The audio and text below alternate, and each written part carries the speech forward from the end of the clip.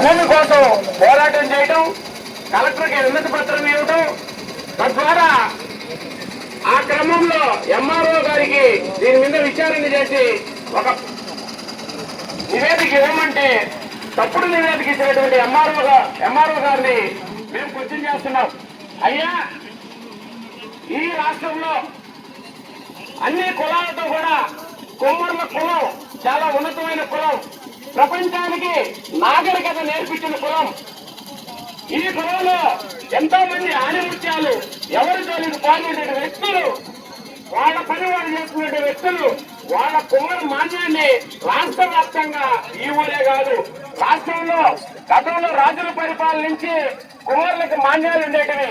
ఈ రోజు కుమ్మర్ల మాన్యాలన్నీ కూడా అన్యాక్రాంతం అయిపోయినాయి. ఎవరో భూకబ్జాదారులు ఆక్రమించుకొని రాజకీయ నాయకుల కబంధ హస్తాలతో మా కుమ్మర్లు సంబంధించినటువంటి భూములన్నీ కూడా చిక్కుని ఉన్నాయి.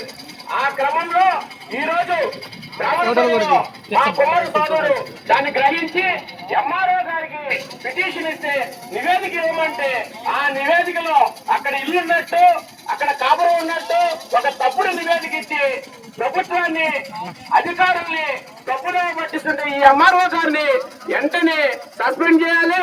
దీని మీద ప్రభుత్వం ఎంక్వైరీ చేయాలి. ఆ కుమ్మరి సోదరులకి న్యాయం జరగాలి. ఒకవేళ న్యాయం జరగకపోతే ఈ ఉద్యమాన్ని రాష్ట్ర వ్యాప్తంగా తీసుకెళ్తామని చెప్పి తెలియజేస్తున్నాం.